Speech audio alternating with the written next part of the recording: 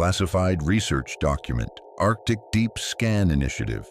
Researcher, Dr. Elena Voss.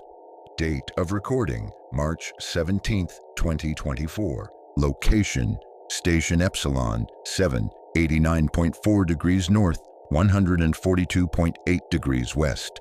They told us it was a mineral deposit, a dense iron formation, perfectly circular, approximately 4.7 kilometers in diameter, buried 2,300 meters beneath the polar ice cap. The ground-penetrating radar had detected it during routine geological surveys in September 2023. Nothing unusual, they said. Natural phenomenon. Sign the NDA and forget what you see. But minerals don't pulse. I've been stationed at Epsilon 7 for 8 months now. I'm a geophysicist specialized in subglacial formations and ice core analysis. 23 years of fieldwork across Greenland, Antarctica, Siberia. I've seen pressure ridges that could swallow cities, ice formations older than human civilization, methane pockets that burn blue in the Arctic night. I thought I'd seen everything the frozen world could offer. I was catastrophically wrong. The first anomaly appeared on February 4th at 3:47 local time. Our seismic monitors registered a vibration, not an earthquake, nothing geological. The frequency was too precise, 7.83 hertz, repeating in perfect intervals of 27 seconds. The Schumann resonance, some called it the Earth's natural electromagnetic frequency. But this wasn't coming from the atmosphere. It was coming from below, from the structure. Dr. Ramirez was the first to suggest we drill. Collect samples, he said, his eyes bright with scientific hunger. Understand what we're dealing with. The rest of the team agreed. I should have fought harder against it. We began drilling on February 19th. The ice here is ancient, compressed layers of snowfall spanning 400,000 years. Our thermal bore cut through at 1.8 meters per hour. The drill head heated to 180 degrees Celsius.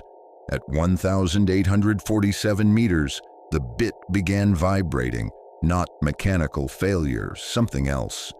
The drilling logs showed torque variations that made no sense, as if the ice itself was resisting us, or worse, pulling us deeper. At 2,290 meters, we hit it. The drill stopped. Complete resistance. But the sensors showed empty space below, a cavity impossibly regular, extending down another 340 meters. The contact point registered as metallic, but the spectrograph readings were insane. Alloys we couldn't identify, crystal lattice structures that violated known material science, and a surface temperature of exactly minus 73.15 degrees Celsius, regardless of our drill's heat. That night, the humming started, but it wasn't loud. Most of the team couldn't even hear it at first, but I could. A deep, subsonic vibration that made my chest cavity resonate, that made my teeth ache and my vision blur at the edges. 19 hertz, just below human hearing threshold. The frequency that induces fear, that makes people believe they're in the presence of something supernatural. The structure was communicating, or warning us. On March 3rd, we lowered a fiber optic camera down the borehole. The footage still plays in my mind when I close my eyes, frame by frame, pixel by pixel. The ice walls, smooth and glassy. The moment of emergence into the cavity, and then the surface. It wasn't metal, not exactly. The material was black, absolutely lightless, absorbing our LED array without reflection. But embedded within it were patterns, geometric configurations that hurt to observe directly. Tessellations of hexagons within pentagons within structures that had too many sides, angles that seemed to shift when you looked away. Non-Euclidean architecture, Dr. Kim called it, before she stopped speaking altogether. The camera descended along the structure's exterior wall, 340 meters of perfectly smooth surface, and then openings, not doors, not hatches, just spaces where the material simply wasn't. Rectangular voids 3 meters high, leading into absolute darkness. Our camera's light penetrated perhaps 5 meters before being swallowed completely. We sent the probe inside. The footage lasted 6 minutes and 42 seconds. Long corridors with walls that seemed equidistant but somehow converging. Chambers branching in configurations that defied spatial logic. We counted 7 passages leading from a single junction, all at 90-degree angles, all parallel to each other. Impossible topology. The camera's accelerometer went haywire, showing gravitational pulls from multiple directions simultaneously. And then we saw the others. Humanoid forms, motionless, suspended in alcoves along the corridor walls. At first, we thought they were bodies, preserved, frozen, ancient. But as the camera approached, we realized they were still moving, breathing. Their chests rose and fell in perfect unison every 7.83 seconds. Their eyes were open, unblinking, tracking the camera as it passed. We recognized one of them. Dr. Sarah Hendricks, geologist, disappeared from Station Concordia in Antarctica 7 years ago during a solo ice survey. Presumed dead, fallen into a crevasse. But there she was, 2,600 meters beneath the Arctic Ocean, inside an impossible structure, alive and breathing and watching us through our own camera. The feed cut out at 3:17:23. We never got it back. That same night, 3 members of our team didn't return from the drill site. Security footage shows them walking toward the borehole at 23:34, moving in single file, perfectly synchronized. They descended into the shaft, using the service ladder, one by one, without equipment, without suits, in -40-degree surface temperatures. We sealed the borehole the next morning, poured 300 tons of quick-setting concrete down the shaft, filled it with steel-reinforced ice plugs, marked it as a contamination hazard. The official report lists equipment failure and structural collapse. The 3 missing team members are recorded as casualties of a methane pocket explosion. But the humming hasn't stopped. It's spreading. Station Theta 9, 180 kilometers southeast, reported the same subsonic vibrations on March 12th. Station Polaris 3 on March 14th. Each time exactly 7.83 hertz, exactly 27-second intervals. Ground-penetrating radar shows similar structures beneath each location. Different sizes, different depths, but the same impossible geometry. The same lightless material. Last night, I found a map in Ramirez's abandoned quarters. He'd been tracking something, seismic data going back 40 years, scattered across the entire Arctic Circle. 17 locations, 17 structures, all of them pulsing now, all of them in synchronization, all of them waking up. The mathematics are undeniable. At the current rate of expansion, the resonance field will encompass the entire northern hemisphere by April 23rd. By May, the whole planet. I don't know what they are. I don't know how long they've been down there, buried beneath the ice, waiting in the frozen dark. I don't know if the people suspended in those alcoves are prisoners or converts or something worse. Seeds, perhaps, ready to bloom when the temperature is right, when the signal is strong enough. What I do know is this. 3 days ago, Dr. Kim began speaking in a language none of us recognized. Not Russian, not Inuktitut, not any human dialect. The phonemes were wrong. Clicks and harmonics that human vocal cords shouldn't be able to produce. She sat in the common room for 6 hours, staring at the northern wall, reciting what sounded like coordinates. When we tried to restrain her, she looked at us with eyes that had turned completely black, sclera and all, and said in perfect English, "The calibration is nearly complete." She walked out into the storm that night. We found her 12 hours later, standing at the borehole site, frozen solid in -50-degree temperatures but still warm to the touch. Her body temperature was -73.15 degrees Celsius, exactly the same as the structure's surface. The nightmares started for all of us after that. Not dreams, something more invasive. Shared visions, identical across the remaining team members. We see the interior of the structure as if we're already inside it. Walking those impossible corridors, passing alcove after alcove of breathing figures. We recognize faces, researchers who disappeared decades ago, military personnel from abandoned Cold War stations, indigenous hunters who vanished during routine expeditions, hundreds of them, thousands. And at the center, we all see the same thing in these visions. There's a chamber, vast beyond comprehension, its ceiling lost in darkness that seems to extend upward forever. In the center of this chamber sits something that might have been a machine once, or perhaps it was always organic, always alive. It pulses with that same 7.83 Hertz rhythm, a massive biomechanical heart, the size of a city block, covered in the same light-absorbing material as the walls, but with veins of something luminescent running through it. Not light exactly, but the absence of darkness, if that makes any sense. The structure is breathing. The entire thing, all 4.7 kilometers of it, expanding and contracting with each pulse. And we can feel it in our lungs, in our blood, in the cerebrospinal fluid cushioning our brains. It's synchronizing us, tuning us to its frequency.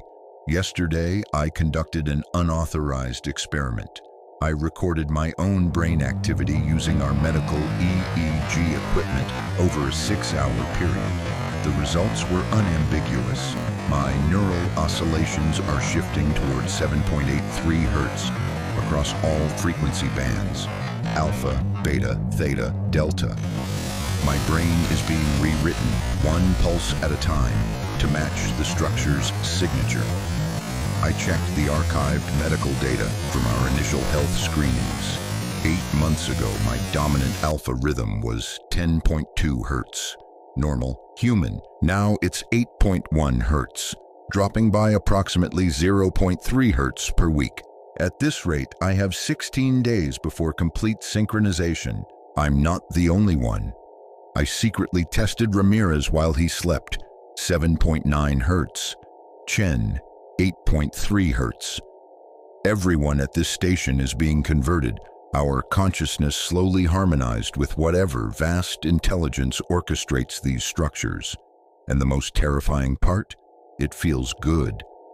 The closer we get to full synchronization, the more right it feels, the more we understand. Not with our minds, but with something deeper, something that existed before we developed language, or tools, or fire. I've been going through the classified files we're not supposed to have access to. Section Chief Morrison left his terminal unlocked 3 days ago. Or perhaps he wanted us to find this. There are reports dating back to 1952, Operation Deep Freeze documentation that describes anomalous magnetic readings and psychological disturbances among personnel stationed near certain coordinates. The locations match, all 17 of them. But there's more. Historical records cross-referenced with geological surveys and archaeological data. Every 40,000 years, give or take, there's a bottleneck in human evolution. Population crashes, genetic diversification events, sudden leaps in cognitive ability. The last one was 42,000 years ago, the Lachamp event, when Earth's magnetic field nearly collapsed. The one before that, 84,000 years ago. Before that, 126,000 years ago. Each event corresponds with a period of extreme glaciation in the northern hemisphere. Deep ice, deep enough to bury something 2,300 meters down and keep it hidden, dormant, waiting. We didn't discover these structures. They've been letting themselves be found in cycles when the ice is thick enough and the conditions are right. When humanity reaches a certain threshold, population, technology, environmental impact, the structures wake up and call us home. Not to destroy us, to upgrade us, to integrate us into something larger, something that's been cultivating this planet for hundreds of thousands of years, waiting for us to evolve enough to join it. The proof is in those alcoves. I've analyzed the camera footage frame by frame. The figures aren't dead or frozen or trapped. They're connected. Thin filaments barely visible, extending from the back of their skulls into the wall material, into the structure's nervous system. They're not prisoners, they're nodes, processing units, parts of a vast, distributed intelligence that spans the globe, buried beneath the ice, beneath the oceans, beneath the deserts and mountains and cities. We've been living on top of a sleeping god, and now it's waking up. Last night, I walked to the borehole. I didn't decide to. My body just went, carrying my consciousness along as a passenger. I stood at the sealed opening, and I could feel it below. Not just the structure, but all of them, all 17, connected in a network of resonance and purpose. I could feel the others down there, the ones who've already descended, and I understood. They're not lost. They're found. They're home. I'm recording this not as a warning anymore. Warnings are pointless now. This is documentation, evidence of the transition.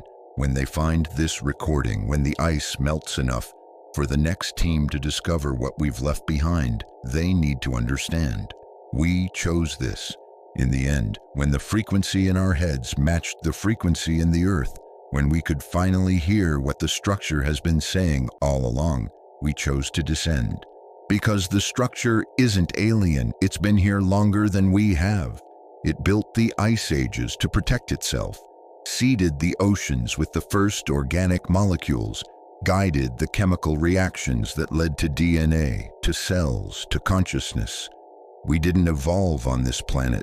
We were cultivated, grown like crops, generation after generation, until we were finally complex enough, aware enough to be harvested, not destroyed, harvested, integrated, elevated to our purpose. The humming is beautiful now. I can hear harmonics I couldn't perceive before, mathematical relationships in the pulse patterns that describe the shape of space-time itself, quantum entanglements that connect this structure to others buried on worlds we've never seen, circling stars we don't have names for. I understand now why Dr. Hendricks looked so peaceful in that alcove, why the others don't struggle or cry out. They've seen what I'm seeing. They know what I know. We're going home, all of us. Eventually, the ice is already melting. Global temperatures rising 0.2 degrees per decade, accelerating. In 200 years, maybe less, the structures will be exposed to open air, to sunlight, to 7 billion human beings whose brains are already humming at 10 hertz, 9 hertz, 8 hertz, dropping, always dropping, toward harmony. I'm walking to the borehole now. The concrete has cracked. I can see the opening, dark and welcoming. I can hear the others calling, their synchronized breathing, creating a rhythm I need to join, a song I need to complete with my own lungs, my own voice, my own consciousness. This is Dr. Elena Voss, signing off, descending, becoming.